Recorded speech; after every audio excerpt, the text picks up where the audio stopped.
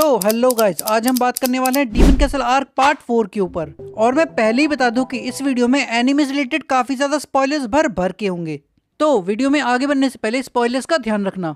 तो अब जब स्पॉइलर वार्निंग दे दिए तो हियर वी गो।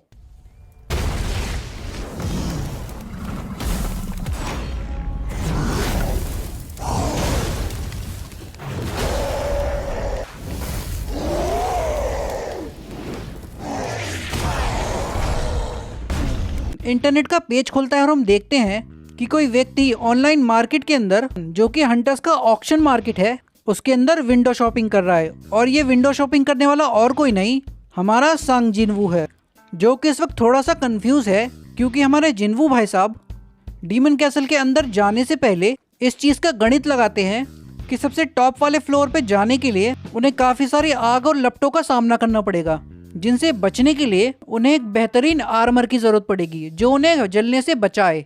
बट यहाँ पर प्रॉब्लम ये हो गई है कि हंटर्स ऑक्शन मार्केट में सब कुछ काफ़ी ज़्यादा महंगा है, जहाँ जिनवू प्राइजेस को देख के कहता है कि मुझे लगता था मैंने काफ़ी पैसा बचा लिया है, लेकिन अब इन प्राइजेस को देख के लगता है कि इतना काफ़ी नहीं है। लेकिन मुझे डीमन कैसल के अंदर जाने से पहले इस बार सच में तैयारी करनी पड़ेगी, क्योंकि मैं नहीं चाहता कि मैं उन तेज लपटों में जल जाऊं। जहां जिनवू सोचता है कि क्योंकि उसके पास पैसे थोड़े से कम हैं ऑक्शन के डील में, जहां जिनवू सोचता है कि मुझे ए रैंक के मैजिक आइटम को, यानी कि ऑर्ब ऑफ एवराइज को बेच देना चाहिए।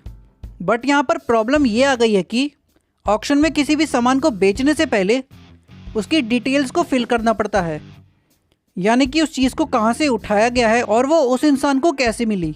अब प्रॉब्लम यह है कि जिनवू का भी रीवैल्यूएशन कंप्लीट हुआ नहीं है, यानी कि वो अभी भी एक ई रैंक हंटर है, क्योंकि उसके एस रैंक के हंटर के लाइसेंस में अभी भी टाइम है कि कुछ भी ऑक्शन में बेचने के लिए सबसे पहले अपनी इस लो रैंक वाली प्रॉब्लम का सामना करना पड़ेगा, क्योंकि कोई भी एक ई रैंक हंटर से एक ए रैंक का आर्टिफैक्ट एक्सपेक्ट नहीं करेगा खरीदने के लिए, और उसे वो फेक लग सकता है। तो इससे बचने के लिए जिनवू को एक प्लान सोचता है कि वो एक डंजन के अंदर जो माइनिंग टीम होती है उनको ज्वाइन कर लेगा। और लकीली जिनवू को एक ऐसी रिक्रूटिंग टीम मिल जाती है जो कि लो रैंक हंटर्स को रिक्रूट कर रही थी, और पलक झपकते ही जिनवू से साइन अप कर देता है। जिसके बाद सीन चेंज होता है और हमें दिखते हैं गोगोनी अपने चेयर पर बैठे हुए जिनवू की फाइल को देख रहे थे, जो कि मिस्टर वू उन्हें ला कर देते हैं। और उसके बैकग्राउंड को पढ़ने के बाद जैसे ही गोगोनी को ये बात पता चलती है कि जिनवू ने एक माइनिंग टीम को ज्वाइन किया है, तब गोगोनी सोचते हैं कि आखिर ये लड़का सोच क्या रहा है। इसे प्रिडिक्ट कर पाना बहुत ही मुश्किल है। जिसके बाद सीन चेंज होता है और हम देखते हैं कि जिनवू माइनिंग टीम का पार्ट बन चुका है और उसके टीम मेंबर्स उसे गाइड करते हैं, जहाँ ए रैंक का डंजन गेट ओपन होता है और जिनवू उसके अंदर जाता है। लेकिन उसके साथ साथ हम देखते हैं कि जिनवू से पहले चोयजोंग इन की टीम वहां पर पहुंच चुकी थी, जिनको काम मिला था इस डंजन को क्लियर करने का। और यहाँ पर हम चोयजोंग इन की ताकत का एक प्रदर्शन देखते हैं कि कैसे वो सिंगल हैंडेडली सारे मॉन्स्टर्स को जला देता है। जिसके बाद जिनवू की टीम की बारी आती है माना क्रिस्टल्स की माइनिंग की, और जैसे ही चोयजोंग इन बाहर निकलता है डंजन गेट से, तो जिनवू उसे देखकर अपना सर नीचे कर लेता है ताकि वो उसे पहचान ना पाए।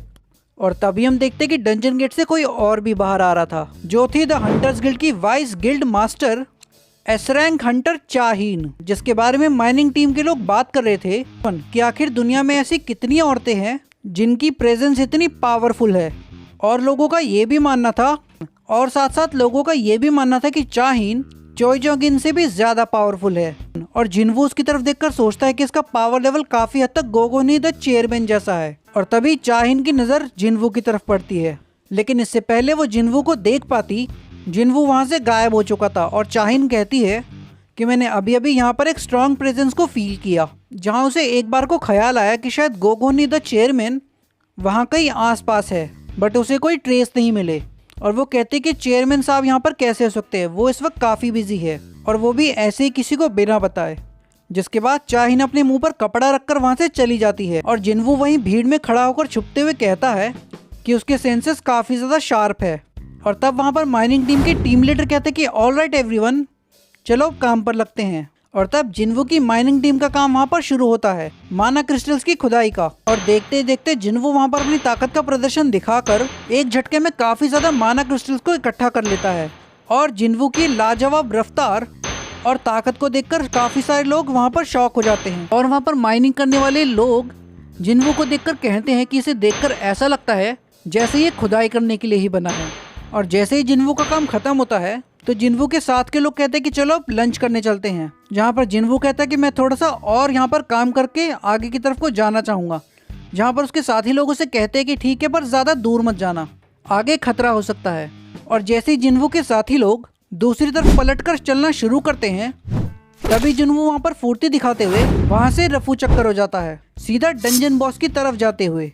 और तब उसे दिखता है एक बड़ा सा मॉन्स्टर और जिन्वू उसकी तरफ देखकर कहता है कि इतना बड़ा राक्षस, इसे देखकर ऐसा लगता है कि ये मेटस जितना स्ट्रांग होगा या फिर उससे भी ज़्यादा।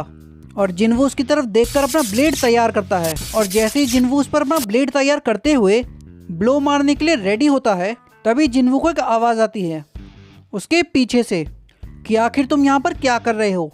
और जिन्वू शॉक हो जाता है कि उसके पीछे कौन है, जिसके बाद पीछे से वापस से एक आवाज़ आती है कि मैंने तुमसे सवाल किया, आखिर तुम यहाँ क्या कर रहे हो। और जिन्वू जल्दी से अपने ब्लेड को छुपाता है विद इन अ सेकेंड्स और जिन्वू पीछे मुड़कर कहता है कि मैं खो गया हूँ यहाँ पर। और तब हम देखते कि वो शख्स और कोई नहीं द हंटर्स गिल्ड की वाइस मास्टर चा हीन होती है। और वो उससे कहती कि तुम तो माइनिंग टीम से हो ना, तो तुम उनसे अलग कैसे हो गए, क्या तुम्हें पता नहीं है कि इस डंजन का बॉस अभी भी जिंदा है। और जिन्वू चाहीन की तरफ देखकर मन ही मन सोचता है कि चाहीन, मुझे पता था तुम सच में इम्प्रेसिव हो, मुझे यकीन नहीं होता कि तुम मेरे पीछे खड़ी हो गई और मुझे पता तक नहीं चला। और चाहीन की नज़र तभी जिन्वू के लेफ्ट हैंड पर पड़ती है और चाहीन सोचती कि मैंने अभी इसके हाथ में शायद एक वेपन देखा था। और तभी चाहीन जिन्वू से कहती है कि इस जगह से निकल जाओ क्योंकि यहाँ का डंजन बॉस कभी भी आ सकता है, क्योंकि हमने उसके सारे साथियों को मार दिया तो हो सकता है वो यहाँ पर गुस्से में चला आए। और जिन्वू वहाँ से चाहीन को सॉरी कहकर वहाँ से निकल रहा होता है कि तभी चाहीन को एक कमाल की फ्रेग्रेंस स्मेल होती है, जिसे स्मेल करते ही वो एकदम शॉक हो जाती है और जिन्वू की तरफ एकदम से पलटकर बोलती है कि रुको। तब चाहीन जिन्वू के पास आती है और उसे सूंघती है। चाहीन उसे स्मेल कर एकदम शॉक हो जाती है कि आखिर इससे वो स्मेल क्यों नहीं आ रही। और तब चाहीन जिन्वू के आईडी कार्ड को पकड़कर उससे पूछती है कि क्या तुम सच में एक हंटर हो। और जिन्वू कहता है कि क्या इसमें कोई परेशानी है 3-1। और तब चाहीन जिन्वू के इंटरनेशनल हंटर लाइसेंस को देखती है जिसमें वो पढ़ती है कि जिन्वू एक ई रैंक हंटर है जिसका पूरा नाम है सांग जिन्वू।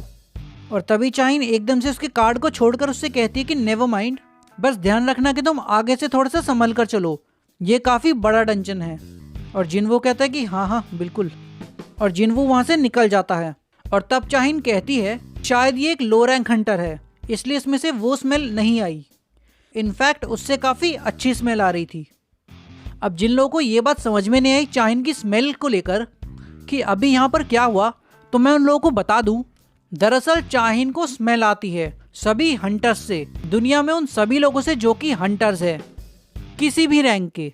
और उसके लिए वो स्मेल ऐसी है जैसे कुछ सड़ रहा हो। लेकिन जब वो जिन्वू से मिली तो उसे उसके अंदर से ऐसी कोई स्मेल नहीं आई, इनफैक्ट उसे जिन्वू के अंदर से काफ़ी अच्छी फ्रेग्रेंस आई, मानो जैसे चेरी ब्लॉसम या फिर लैवेंडर के फूल खिले हो। जिसके बाद हम देखते हैं कि जिन्वू के माइनिंग लीडर से उसे उसकी पहली दिहाड़ी शाम की मिल चुकी है, जिसे पाकर वो काफ़ी खुश है। और इसके साथ में वहाँ का माइनिंग टीम का लीडर जिन्वू को ऑफर करता है कि अगर वो चाहे तो कल दोबारा से उनकी माइनिंग टीम को फिर से ज्वाइन कर सकता है, क्योंकि माइनिंग टीम के टीम लीडर बताते हैं कि कल द हंटर्स गिल्ड एक ए रैंक के गेट के अंदर जाएंगे। जिसे सुनते ही जिन्वू के कान खड़े हो जाते हैं और उसे ये बात समझ में आ जाती है कि उसे इससे अच्छा मौका कभी नहीं मिल सकता, तो वो वहाँ उनके साथ जाने के लिए हाँ कह देता है। जिसके बाद सीन चेंज होता है और हम देखते हैं जिन्हू को, जो कि अपने कज़न के साथ में बैठा है एक रेस्टोरेंट में और काफ़ी ज़्यादा नशे में है, जहाँ वो अपनी कज़न को अपने फादर की डील के बारे में बताता है। जहाँ डील एकदम सिंपल थी, बस कंडीशन ये थी कि जिन्हू को अपनी गिल्ड के अंदर जिन्वू को शामिल करना होगा। पर बात यहाँ पर आकर फंस रही थी कि जिन्वू जिन्हू के कॉल्स नहीं उठा रहा और ना ही उसके मैसेजेस का कोई रिप्लाई दे रहा था। और यही रोना धोना वो अपनी कज़न के सामने करता है। जिसके साथ साथ हम देखते हैं कि टीवी पर एक न्यूज़ चल रही थी, जहाँ पर एक एक्टर जिसका नाम है ली मिंग सू, वो अपने रैंकिंग एवोल्यूशन के लिए प्रिपेयर हो रहा है और इस बात को मीडिया वाले फुल धड़ाके से कवर कर रहे हैं। और तब हम देखते हैं कि जिन्हू की कज़न उसके हाथ से फ़ोन छीन लेती है उससे बात करते करते। और तभी हम देखते हैं कि जिन्वू का फ़ोन उसके फ़ोन पर आया होता है, जहां दूसरी तरफ से जिन्वू जिन्हू से पूछता है कि काफ़ी समय हो गया हमें मिले हुए, तो क्या हम एक बार मिलके बात कर सकते हैं। जहां फ़ोन के दूसरी तरफ जिन्वू जिन्हू के हालचाल पूछता है और उससे मिलने के लिए मीटिंग फिक्स करता है, जहां जिन्वू से कहता है कि उसे कुछ बात करनी है अपने पापा के बिजनेस डील के बारे में। जिसके बाद सीन चेंज होता है और हम देखते हैं चाहिन अपने मेंशन के अंदर अपने इन्फॉर्मर को कॉल करती है कि उसे माइनिंग में काम करने वालों में से किसी एक की जानकारी चाहिए, जिसका नाम है सांग जिनवू। जहां वो उस बंदे को जिनवू के बारे में बताती है कि वो डंजन के अंदर काफी अंदर तक चला गया, जहां वो डंजन के बॉस तक पहुंच चुका था, लेकिन वो कह रहा था कि वो खो गया था, जो कि चाहिन को झूठ लगता है।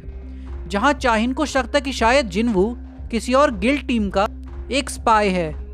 जहां फोन पर दूसरी तरफ बात करने वाला बंदा चाहिन से कहता है कि क्या तुम उस इंसान की बात कर रही है जो एक ई रैंक हंटर है फ्रॉम दी हंटर्स एसोसिएशन।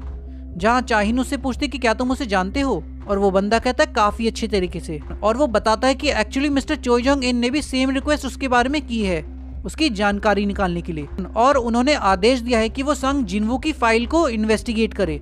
और वो बंदा चाहिन से उल्टा पूछता है कि आखिर आप ये सब क्यों जानना चाहती है, और चाहिन उससे कहती कि कुछ नहीं बस यूं ही। और वो बंदा चाहिन से कहता है कि ऐसा पहली बार हो रहा है, दी एसोसिएशन ने उसकी फाइल को काफी ज्यादा छुपा कर रखा है, और मैंने आज से पहले ऐसा कोई भी हंटर नहीं देखा जो कि हाई रैंकर ना होकर भी इतने बड़े बड़े डंजन्स में जाकर the master of hunters guild उसके बारे में जानना चाहते हैं, और साथ साथ में द एसोसिएशन भी। जहां चाहिन उसकी इस बात को सुनकर फोन को काटते हुए कहती है कि चलो ठीक है, मेरे कुछ काम आ गया है, और वो सीधा बिस्तर पे जाके लौट जाती है। और चाहिन अपने आप से पूछती है कि आखिर ऐसा क्यों, वो इतना अलग क्यों है, और सारे हंटर्स में से सिर्फ वही था जो मुझे मिला, वो पहला इंसान जो काफी अच्छा स्मेल कर रहा था। जिसके बाद सीन चेंज होता है, हम देखते हैं जिनवू को, जिसे एकदम से अपने सारे टीम मेंबर्स दिखाई देते हैं उसकी आंखों के सामने, जब वो एक ई रैंक हुआ करता था। और तभी पलक झपकते हम देखते हैं कि उसके वो पुराने टीममेट्स नहीं बल्कि माइनिंग टीम थी, जो कि उससे कहते हैं कि चलो आज का काम शुरू करते हैं जिनवू। और जिनवू आंखें बंद कर मुस्कुराता है और उन लम्हों को याद करते हुए सोचता है कि वो भी क्या दिन थे। जिसके कुछ देर बाद हम देखते हैं कि माइनिंग टीम का काम खत्म हो चुका है और वो सारे एसेंस स्टोन को कलेक्ट कर चुकी है, और अब वो एक छोटा सा ब्रेक लेने जा रही थी कि तभी उनके सामने एक हंटर खड़ा होता है और आकर उनसे कहता है कि एक्सक्यूज़ मी, क्या आपकी माइनिंग टीम में कोई ऐसा है जो हमारी मदद कर सके। दरअसल बात ऐसी है कि हमारा सामान उठाने के लिए जो बंदा आने वाला था वो आया नहीं है, तो क्या हमें आपकी टीम में से कोई ऐसा माइनिंग के लिए बंदा मिल सकता है एज अ पोर्टर के रूप में। जहां पर माइनिंग टीम का लीडर सब लोगों से पूछने के बाद सबकी इस पर राय लेता है कि आखिर कौन जाना चाहता है उनके साथ, लेकिन सभी लोग मना कर देते हैं। जहां वो हंटर ऑफर करता है कि जो उनके बैग को उठाएगा तो डंजन खत्म होने के बाद वो उन्हें एक्स्ट्रा बोनस भी देगा, लेकिन तब भी इस बात से वहां पर कोई भी टस से मस नहीं होता। देखो लौंडा लालच दे रहा है पर क्या फायदा, इसके लिए अब कुली कौन बनेगा। और वो हंटर कहते हैं कि क्या यहाँ पर सच में कोई भी नहीं जो हमारी इस काम में मदद कर सके। और तभी जिनवू अपना हाथ उठाकर कहता है कि मैं चलूंगा, और सारे माइनिंग टीम के लोग जिनवू की तरफ शौक होकर देखते हैं और जिनवू को कोने में लेके जाते हैं और उससे कहते हैं कि जिनवू क्या तुम्हारा दिमाग खराब हो गया है, तुम एक ई रैंक हंटर हो और तुम एक ए रैंक की गेट के एकदम अंदर तक जाओगे, क्या तुम सच में मरना चाहते हो। थोड़े से पैसों के चक्कर में जान गंवाने का शौक है जिनवू। जहाँ जिनवू कहता है कि कोई दिक्कत नहीं है, मैं इन सारी चीज़ों को संभाल लूंगा। और जिनवू सोचता है कि एक्चुअल में इनके साथ में जाने में मेरा फ़ायदा है, क्योंकि इनके साथ में जाकर मैं इनकी टीम को और इनके काम करने के तरीके को अच्छे से देख सकूंगा, स्पेशली जबकि ये एक ए रैंक का डंजन रेड है। जहाँ पर डंजन गेट को देखकर जिनवू से कहता है कि पहले वाला जो मैं देखा था वो काफ़ी जायगेंटिक था, बट ये वाला उससे काफ़ी ज़्यादा बड़ा है। और वो हंटर जिनवू से कहता है कि तुमने बताया था कि तुम पहली बार माइनिंग टीम में काम कर रहे हो, जहाँ मुझे लगता है कि ये तुम्हारा शायद दूसरी बार है जब तुम किसी ए रैंक के गेट को देख रहे हो। जहाँ आज का डंजन गेट तो बड़ा है लेकिन इसका माना लेवल कल से काफ़ी छोटा है, जहाँ हो सकता है कि ये गेट काफ़ी ज़्यादा डेंजरस हो। इसलिए द गिल्ड हम सेकेंड टीयर वाले स्ट्राइक स्क्वाड पर भरोसा नहीं कर रही कि हम इसका ध्यान रख पाएंगे। जहाँ जिनवू सोचता है the hunter second tier strike squad, जो कि अलग नहीं है कल के स्क्वाड से, बस फ़र्क सिर्फ इतना है कि यहाँ कोई एस रैंक हंटर नहीं है, जो कि काफ़ी ज़्यादा कंसिस्टेंटली 11 ए रैंक और 6 बी रैंक गेट्स को संभाल चुकी है। अगर वे लोग किसी भी गिल्ड का पार्ट अगर नहीं होते तो उन्हें सेकेंड टीयर के लिए कैटेगराइज नहीं किया जाता और तभी वहाँ का टीम लीडर कहता है कि चलो अंदर चलते हैं, जहाँ जिनवू कहता है कि इस गेट से काफ़ी कम माना का एहसास हो रहा है, जहाँ मुझे नहीं लगता कि एसोसिएशन का असेसमेंट गलत है, लेकिन फिर भी पता नहीं क्यों मुझे एक अजीब सा एहसास हो रहा है। और ये एहसास बिल्कुल वैसा है जब मैं पहली बार रेड गेट के अंदर गया था, या हो सकता है मैं चीज़ों को कुछ ज़्यादा ही सोच रहा हूँ, जहाँ शायद मुझे अब चिंता कर देना छोड़ देना चाहिए, क्योंकि वैसे भी मैं स्ट्राइक स्क्वाड का पार्ट नहीं हूँ। और ये कहकर जिनवू डंजन के अंदर चला जाता है और तभी एक नोटिफिकेशन आता है एक बेल के साथ, जिस पर लिखा होता है कि you have entered a dungeon. और अंदर एक लड़की जिनवू से कहती है कि तुम बिल्कुल भी नर्वस मत होना। कि हून, मेरा मतलब मिस्टर सन। मिस्टर सन सिर्फ वही नहीं है जो यहाँ पर सबसे ज़्यादा ताकतवर है हम में से। और तब हम देखते हैं कि थोड़ा सा आगे जाने पर वहाँ के स्ट्राइक स्क्वाड को कि सामने से काफ़ी पावरफुल एनर्जी उनकी तरफ आ रही थी। और तभी हमें एक हवा के झोंके के साथ में एक ज़ोर से दहाड़ने की आवाज़ आती है और वहाँ के स्ट्राइक स्क्वाड के लीडर सन किहून ज़ोर से चिल्लाते हुए कहते हैं कि आखिर ये क्या चीज़ थी। डंजन जैकल्स उनकी तरफ काफ़ी फुर्ती से दौड़ते हुए आते हैं और उन पर हमला करते हैं, जहाँ पर एक एक करके वो सारे हंटर्स उन जैकल से फाइट करना शुरू करते हैं। और सन किहून कहता है कि आखिर यहाँ पर चल क्या रहा है, एक ए रैंक के डंजन के अंदर ये जैकल्स क्या कर रहे हैं। और जिनवू पीछे से कहता है कि एक ए रैंक के डंजन के अंदर ऐसा होना कॉमन नहीं है। और जिनवू से आगे एक लड़की कहती है कि नहीं, ऐसा नहीं है। डंजन जैकल्स जो होते हैं वो एक सी रैंक के मैजिक बीस्ट है, वो ज़्यादा कमज़ोर नहीं होते, वो अपने सर्वाइवल में काफ़ी वीक होते हैं, शायद इसीलिए वो इस ए रैंक के डंजन में हैं, क्योंकि वो फूड चेन में काफ़ी लो कैटेगरी में है। जिसके बाद स्ट्राइक स्क्वाड टीम और जिनवू जब थोड़ा सा और आगे चलते हैं तो उन्हें कुछ बड़े कदमों की आवाज़ आती है। और जिनवू कहता है कि मेरी गट फीलिंग बिल्कुल सही थी, एक बड़ा मॉन्स्टर हमारी तरफ आ रहा है। और उसके ऑरा को सन किहून फील करता है और उसका एहसास होते ही उसके रोंगटे खड़े हो जाते हैं और वो सोचता है कि हे भगवान, आखिर ये क्या चीज़ है। जहाँ हम देखते हैं रेड हाई ऑर्क्स को, और वहाँ पर खड़ा एक हंटर कहता है कि रुको, क्यों, यहाँ पर हाई ऑर्क्स क्या कर रहे हैं। और तब हम देखते हैं कि सामने खड़ा हुआ एक ऑर्क जोर से दहाड़ मारता है और एक भाले को पकड़कर पूरी ताकत के साथ सन किहून पर फेंकता है। और सन किहून डरते हुए अपनी शील्ड से उससे अपना बचाव करता है, लेकिन उस हमले का वार इतना ज़्यादा तेज था और इतना ताकतवर कि उससे सन किहून की शील्ड में एक दरार सी आने लगती है। और तभी उनमें से सबसे बड़ा वाला ऑर्क एक जोर से छलांग मारता है अपने कुल्हाड़ी के साथ सन किहून पर, दोबारा से उसकी कवच पर एक जोरदार हमला करते हुए। और तभी सन किहून अपनी प्रोवोकिंग एबिलिटी को एक्टिवेट करता है, लेकिन उसका उस हाई ऑर्क पर कोई असर नहीं होता। और सन किहून कहता है कि मेरे प्रोवोकेशन का इस पर कोई असर नहीं हो रहा। और तभी वो जोर से चिल्लाकर कहता है कि मेज, वो तुम्हारी तरफ हमला कर रहे हैं, अपने आप को बचाओ। और पीछे खड़ी हुई मेज टीम कहती है कि हम बिना लड़े हार नहीं मानेंगे, हमारी चिंता मत करो। और तभी उनमें से एक सामने खड़ा मेज उस ऑर्क पर फायर मैजिक से हमला करता है। और तभी उसके पीछे से एक दूसरा रेड ऑर्क तभी उस मेज की तरफ जोर से दौड़ लगाता है। और तभी वही ऑर्क जो उस आग के हमले का शिकार हुआ था, वो पूरी ताकत के साथ उसी मेज पर हमले के लिए एक दौड़ लगाता है। और वो मेज कहता है कि मेरे हमले का इस पर कोई असर नहीं हुआ। और तभी हम देखते कि उसी ऑर्क पर एक लेडी ने अपने मैजिक स्पेल से उसे जकड़ लिया है और वो कहती है कि ये काफ़ी ज़्यादा स्ट्रॉन्ग है, मैं 5 सेकंड से ज़्यादा इसके मूवमेंट को रोक नहीं सकती। और तभी वहाँ पर एक मेज खड़ा होकर कहता है कि इतना वक्त काफ़ी है इसे इसके घुटनों पर लाने के लिए। और तभी वो एक बड़ा सा फायर ब्लास्ट करता है, जहाँ उस रेड ऑर्क के सामने एक फायर बीस्ट समन होता है और वो उस रेड ऑर्क से फाइट करता है। और वो मेज उसे सोचता है कि अभी तो ये इसको अच्छे से संभाल रहा है, लेकिन इस गेम को जीतने के लिए अगर मैंने एक और को समन किया तो फिर मैं अपने पैरों पर खड़ा नहीं हो पाऊंगा और मेरी सारी ताकतें ख़त्म हो जाएंगी।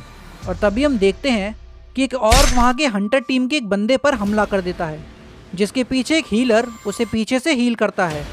और तभी एक ऑर्क उनमें से एक हंटर को उसके सर से पकड़ लेता है और वो हंटर वहाँ पर तभी छटपटाने लगता है। और सन किहून वहाँ पर ज़ोर से चिल्लाता है ये कहते हुए कि हमारी तादाद काफ़ी कम है, हम काफ़ी ज़्यादा डिसएडवांटेज में हैं क्योंकि उन्होंने हमें चारों तरफ से घेर लिया है।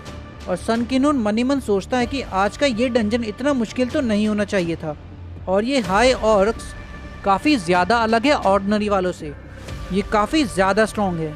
जहाँ इन ऑर्क्स को देख के लग रहा है कि हर एक ऑर्क एक सिंगल ए रैंक हंटर जितना ताकतवर है, और ऐसा लग रहा है जैसे हम किसी ए रैंक के हंटर से ही लड़ रहे हैं। और तब हम देखते कि उनमें से एक ऑर्क वहाँ पर खड़े एक हंटर का हाथ काट देता है, और तभी वहाँ पर एक मेज खड़ी होती है जो उस हाई ऑर्क को अपने शिकंजे में लेती है, और बाकी की टीम उस हाथ कटे हुए हंटर का हाथ को हील करती है। और तभी उसके अगले ही पल हम देखते हैं कि जिस ऑर्क को उन्होंने बांधा था वो आज़ाद हो चुका है, और अब वो अपना फाइनल ब्लो मारने जाता है उसी लड़की पर, और अब वो अपना फाइनल ब्लो मारने जाता है उस सामने बैठी हुई लड़की पर। लेकिन तभी हम देखते हैं कि हमें एक बैग गिरने की आवाज़ आती है, और उस हाई ऑर्क की गर्दन किसी ने बीच में से चीर दी होती है।